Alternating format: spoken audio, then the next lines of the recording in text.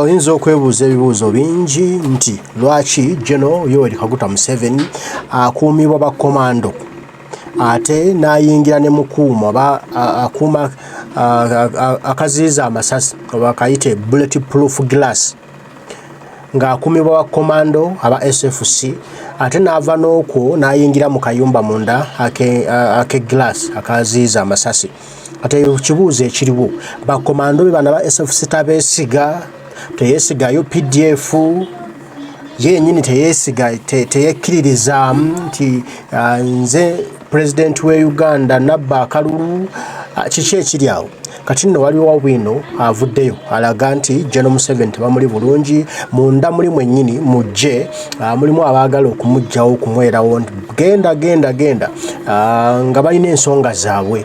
Kyova olaba General Museveni ensangi zino ebyokwerinda bye yabyongezaamu amaanyi naye ate n'atuuka nga nayo takyabyesigira ddala. Baba tali mu mmotoka ye munda eri bulletproof tewa President gy'atambuliramu alina kuba mukuuma kamberenge oba waba atudde alina okuba nga ali kumpi n'emmotoka eri bulletproof singa enjege egira ekangamu bweti nti hey abuka obuusi ng'ali mu mmotoka munda. Jasobola otegeeza akatambi kano olabe movements z'abasajja abamukuuma bakulaga nti bali so serious bali keen okukuuma omwami ono omukulu generali naye ate tabeesiga tayagala kulaba amusemberera ate bonna emmundu zaabwe temuli masasi nti balina kukozesa fist okuggyako abantu be ab'oku lusegere ennyo nga bamu nnyumba nnyo be balina bupisto bulimu amanda. Lwaki kiri bwe kiti? Lwaki yennyini takyekkiririzaamu nti nze saabalwanyi wa kuno? Waliwo n'ekifumbibwa.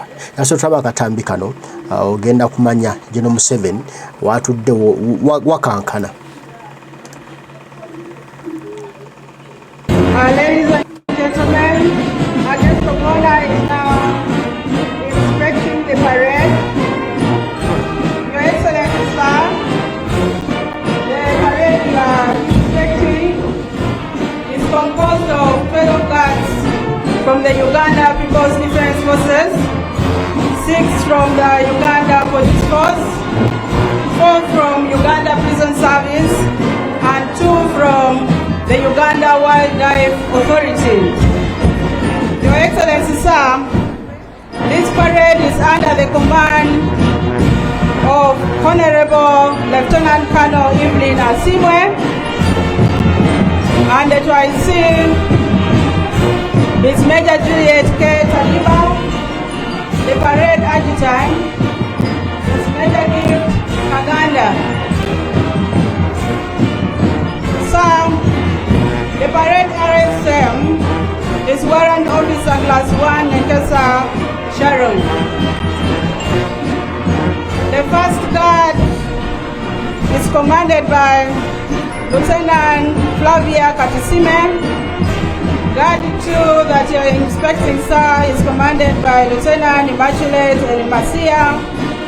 Guard 3 is commanded by Second Lieutenant Lillian Chongo. Guard number 4 is under the command of Lieutenant Brenda Aparo.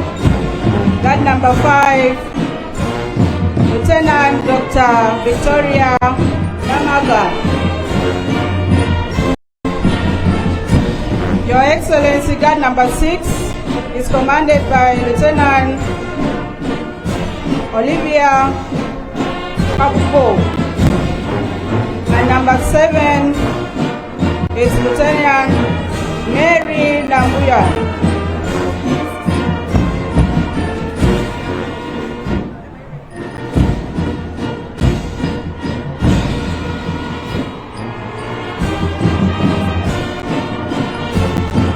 Sir, enjoy inspecting the parade. Atekera dolu papa imani mane parade ani belulu loteso engara kizito to Jessica ijanu papa president ani belulu loteso eja papa imani mane parade licho Samuel jaza ngoro bonwa toto bone jazi nena swami ni dangerous na toto bon ikoto saisi ala meeting o UPDF weja sikede if apungeta atobonare Rejasi kede amorotoma. Kikoto mobile ceramiki Uganda prisons Rejasi kesida kede apungeta akanyape. Ijai babo kede no police Rejasi kesida kede apungeta awamon bingara people no kapopana Papa President Aimaniman. Ijai babo kede no wildlife Just get back at the Punget, and I Punget and in and you could see Arin. And Sakamolani was a lendo. And just get that of her. And then we Papa in a cotton and you look. And if I got a canina canny. Tell you what in a night young Muchala. Ne n'otunuulira omwami omukulu abasirikale bamutambulira ko bayitirivu abamwetolodde kayumba bayitirivu kyokka kayumba kali bulletproof ko kennyini kali bulletproof ye nyini ayambadde bulletproof vest abamwetolodde kayumba wansi bamutambulirako kyokka nga ali mu jjeeri eryaduumira anooza bonna abasirikale baaki yandi batambula n'omuntu ogwo awo omu just kumuyambako in case obuzibu wenga teseredde omu oba babiri kale naye abantu 10 bonna batambulira ku muntu omu kati atyaki musajja mukulu ebigambo ebimu byewuunyisa naye waliwo ekige ekifumbibwa ekirabika ekitala munda eyo naye kyatya ennyo kyerabika agamba omusajja ayinza okunjasa wano omutwe ne bagamba agenze genda so emyaka gyalimu olwedde gya bukadde tewakyali kinene kyasuubira okujjako okufa kuba emyaka bwokaddwa oba just osuubira okufa tabawo kirala nnyo kyamakulu naye ate okufa n'okusinga bannayuganda batta bisobera soka olabe gwe weetegereze.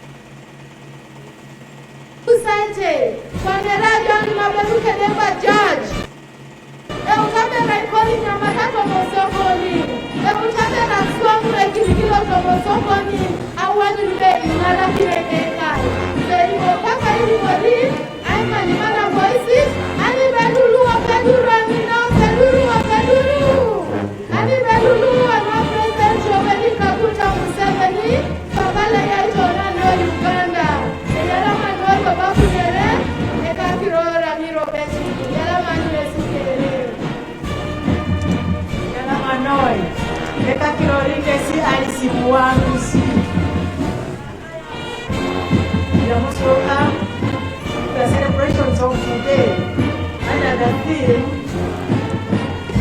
accelerating gender equality through women economic empowerment. When we talk about women empowerment, this is about the third stage. When the NRM government came to power, we started gradually. No one had ever empowered us to join the army. But when the NRA took power, there were people who came and they were women like us. And we recognized at least 4 women who had ranks. There was Afande Naweso, there was Afande Gachudi Kuba, there was Afande Ajat Mukwaya, and there was Afande who left us and went to heaven. We used to be proud of those 4 people. But now, the women have gone through the ranks. We are now Brigadier General. The police have now gone up to the rank of assistant, General of Police, and even in prisons. Now, we are very, very senior officers. Why? Because when His Excellency the President took over power, when he was anointed to take over power in Uganda, he recognized that the women had the capacity also to lead. He knew that in Genesis chapter 1, verses 26, 27, 28, God created them male and female, and He blessed them together. And if we divert from that, we get problems. That is why now we are struggling for gender equality, accelerated gender equality. Now we cannot be empowered unless we are equal. Unless there is gender equality, we cannot even achieve socio-economic transformation as fast as we should. Therefore, now the men should also understand what we are going through, and the women should also understand what the women are going through. Because when we talk about gender equality, the understanding of both is so different. The men understand it differently, the women also understand it differently. We started by talking about women liberation. Then we went into women emancipation. Somehow, we had been tied somewhere and we had to come out. When we start talking about women empowerment, now we have started coming to gender equality.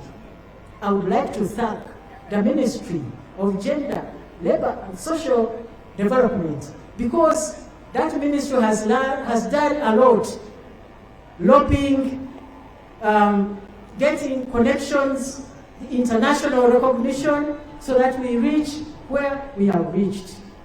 And when the women were recognized by government, we were very strategic. If you want something, you must be very strategic, because we knew that NGOs were not going to do our emancipation.